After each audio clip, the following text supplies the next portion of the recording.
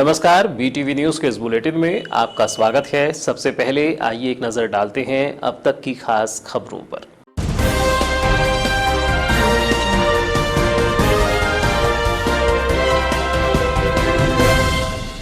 Mobile से बात कर रहा युवक वैनगंगा नदी में कूदा। राहगीरों की जानकारी पर युवक की तलाश प्रारंभ। पुलिस और होमगार्ड की टीम कर रही है तलाश।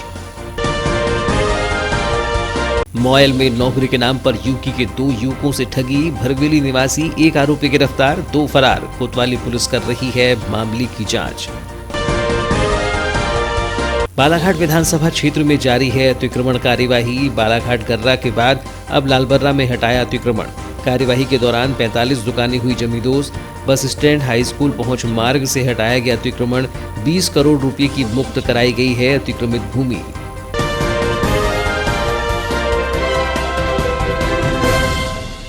जिले में बढ़ रहे सूदखोरी पर लगाम लगाने में जुटी बालाघाट पुलिस ने धारा 160 के तहत पूछताछ के लिए 6 लोगों को नोटिस भेजा है। भरवेली पुलिस द्वारा जिन्हें नोटिस जारी किया गया है। नोटिस में 45 वर्षीय गज्जू उर्फ गजानन सोनेकर, 55 वर्षीय हीरालाल ब्रह्मे, 40 वर्षीय दीपक मडिया, 52 वर्षीय श्यामलाल बिसेन, 50 वर्षीय पवन डहरवाल और 50 वर्षीय राधेलाल कोल को नोटिस भेजा है, जिसमें 2 पूर्व पंचायत प्रतिनिधि बताए जाते हैं।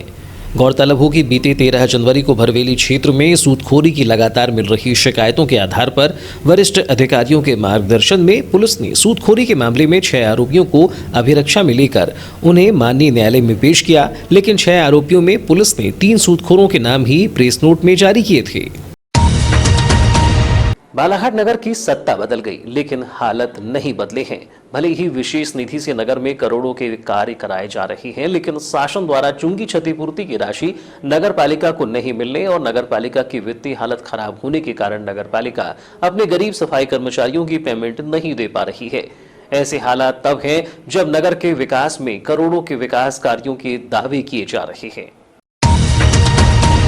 सफाई कर्मियों ने आधा महीना बीत जाने के बाद भी वेतन नहीं मिलने पर 18 जनवरी को नगरपालिका सीएमओ से मुलाकात कर नाराजगी जाहिर करते हुए अपनी आर्थिक हालत का हवाला देते हुए जल्द से जल्द भुगतान करने की मांग की।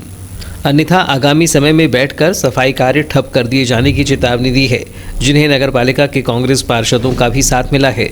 कांग्रेस पार्षद प्रवीण मदनकर ने कहा कि कर्मचारियों का समय पर वेतन भुगतान कर दिया जाना चाहिए, ताकि उन्हें आर्थिक तंगी के अभाव में मानसिक रूप से परेशान न होना पड़े और उन्हें सूदखोरों से कर्ज न लेना पड़े, क्योंकि वेतन नहीं मिलने से सफाई कर्मचारियों के कर्ज लेकर घर चलाने की बात कही जा रही है। तो वहीं नगरपालिका के सीएमओ राहंग डाले नगरपालिका की खराब वित्तीय व्यवस्था और शासन से चुंगी क्षतिपूर्ति राशि नहीं मिलने की बात कर रहे हैं। हमको तो बुढ़े होने लग गए भैया, 17 ऊपर रोज से काम कर रहे हैं, तो अभी पहले इतना रोना ही था जितना अभी हो गया है। पहले समय पे डल जाती थी। हाँ, समय में हमको पहले पेमेंट मिल जाती थी, लेकिन अभी से जो नहीं जीते तो तनख्वाह नहीं देते। 20-25 तारीख निकल जाती है, तनख्वाह नहीं देते हमारे को।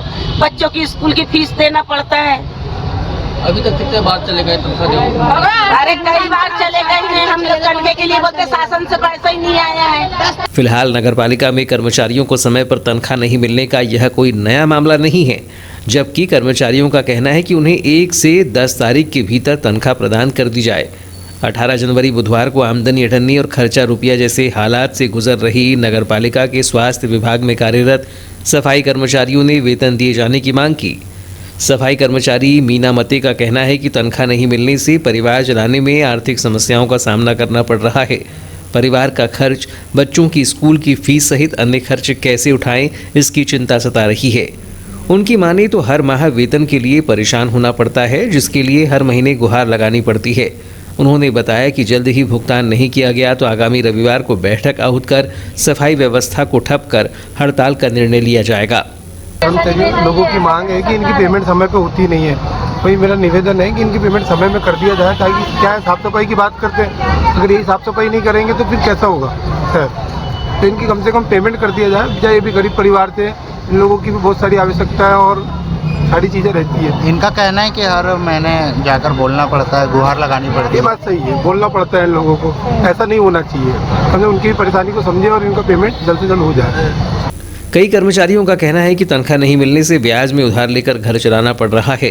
यदि हर महीने समय पर वेतन मिल जाए तो कर्ज लेने की जरूरत नहीं पड़ेगी। हर महीने विलंब से 20 से 25 तारीख को तनख्वाह दी जाती है।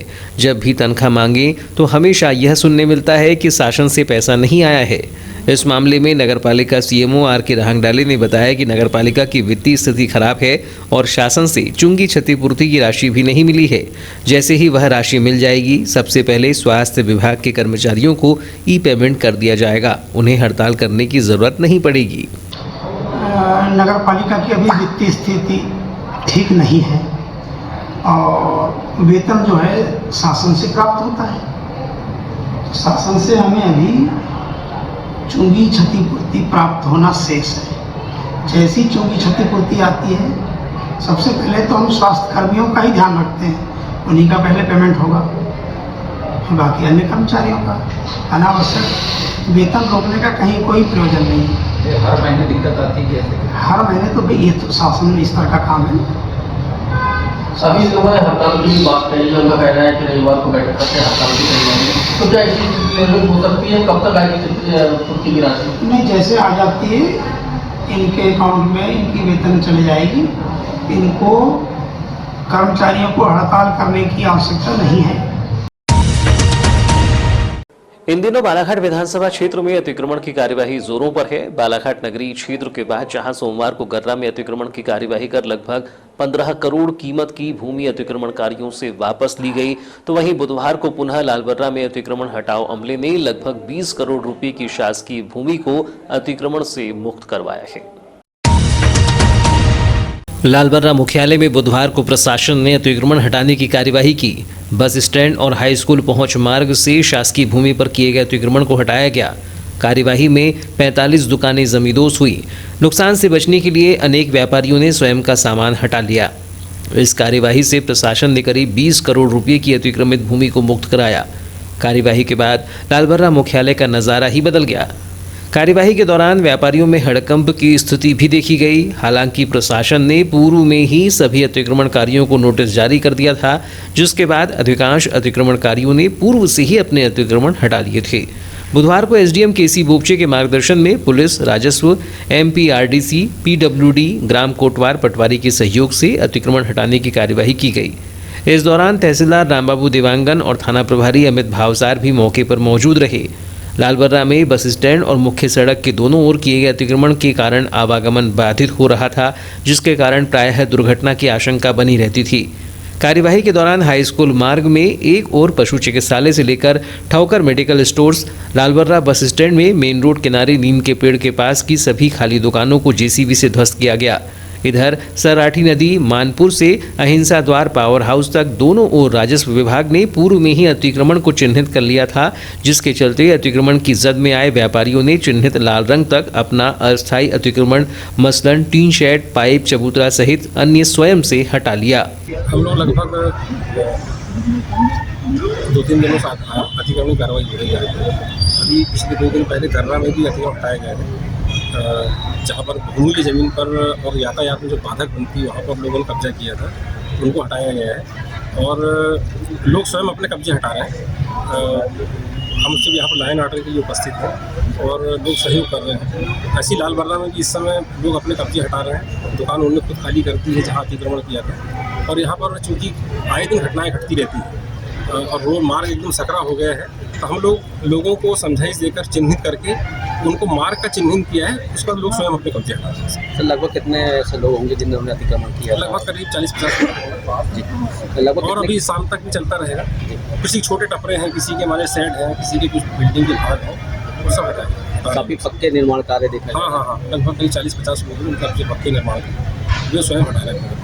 कितनी कीमती होगी सर लगभग? मुझे लगता है यहाँ पे करीब जो जमीन आज मार्केट रेट से करीब 20 करोड़ से अधिक की होना चाहिए लालबर्रा, उसका आकलन कर रहे हैं, हम लगभग बता पाएंगे।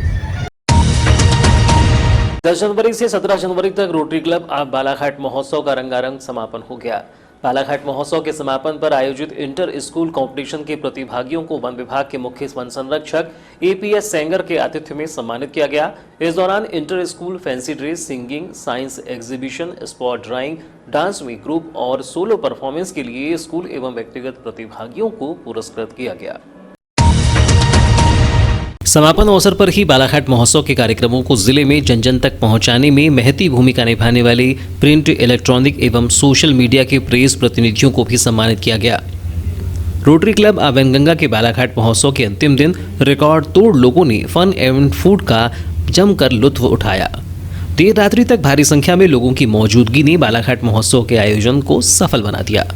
गौरतलब हो कि बालाघाट महोत्सव के 8 दिनों में न केवल स्कूली प्रतिभाओं को इंटर स्कूल कंपटीशन के माध्यम से आगे बढ़ाने का कार्य क्लब द्वारा किया गया, बल्कि बच्चों से लेकर युवाओं की प्रतिभाओं को भी एक बड़ा मंच अपने signature event Balaghat got talent, little champ, the kids fashion show और मिस्टर एवं मिस बालाघाट के माध्यम से देने का कार्य किया, जिसमें बाल और युवा प्रतिभाओं ने सामने आकर अपनी प्रतिभा को प्रस्तुत किया। रोटरी क्लब आवेनगंगा अध्यक्ष सौरभ माहेश्वरी एवं सचिव योगेंद्र मेश्राम ने जिला प्रशासन, बालाघाट टूरिज्म प्रमोशन काउंसिल के सहयोग से आयोजित 8 दिवसीय बालाघाट महोत्सव में मिले जिला प्रशासन, पुलिस प्रशासन, मीडिया और आम जनता के प्रति आभार व्यक्त करते हुए कहा कि सहयोग और हौसला हमें आगामी समय में बालाघाट महोत्सव को और अच्छे से करने का अवसर देता है। आगामी वर्ष में बालाघाट महोत्सव जिले के लोगों के लिए और अच्छे तरीके से आयोजित किया जाएगा। उन्होंने बताया कि समाजसेवी लक्ष्मण खूबचंदानी ने 100 बॉडी फ्रीजर दान किया है। पति की लंबी आयु की मनोकामना व परिवार की सुख समृद्धि के लिए आयोजित होने वाले हल्दी कुमकुम के कार्यक्रम जिले भर में महिलाओं के द्वारा आयोजित किए जा रहे हैं, जिसमें बड़ी संख्या में महिलाएं शामिल होकर इस कार्यक्रम को मना रही हैं।